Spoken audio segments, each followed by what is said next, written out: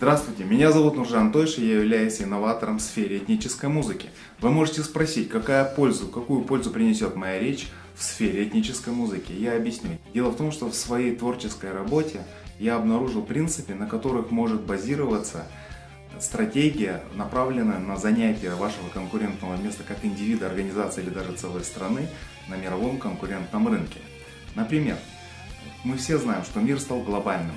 Мы пользуемся в основном одной-двумя валютами. Мы пользуемся одной гитарой для того, чтобы рассказать о своей музыке.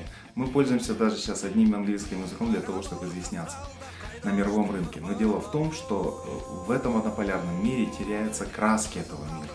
Поэтому в этом глобальном мире тот, кто придет со своей традицией и покажет свою уникальность, опираясь на базовые элементы современного мира, вы сможете занять свое достойное место. Например, я электрифицировал дамбру, более того, я пошел дальше, я сделал соло, ритм и электродамбру, что стало основой группы Алдоспан.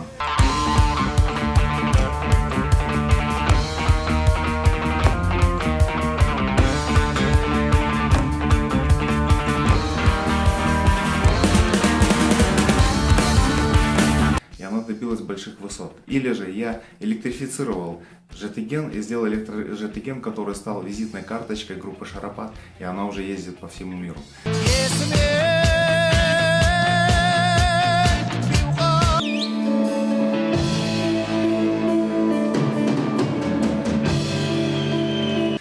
Я обнаружил, что Тумар Дамбра казахская могла оказаться родственницей балалайки, а может даже и прародителем. Поэтому мы сделали соло, ритм и бас балалайку, сделали группу Байдана, которая также набирает обороты.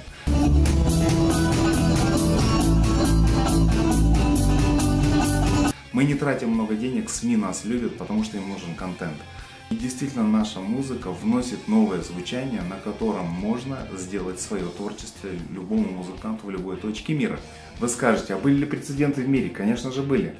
Тот рок и вообще все это разнообразие мейнстримовой современной музыки берут начало от блюза, который исполняли афроамериканские музыканты, опираясь на свою этническую музыку. Поэтому уже такой прецедент есть, поэтому все народы мира, которые будут использовать свои традиции, интерпретировать их на современный лад, это касается не только музыки, это касается творчества, поэзии, мудрости, чего угодно, кинематографа, то вы сможете раскрыть для себя совершенно новые горизонты, как новый голубой океан в той сфере, где кроме вас никто не является специалистом. Поэтому я вас призываю, ищите традиции.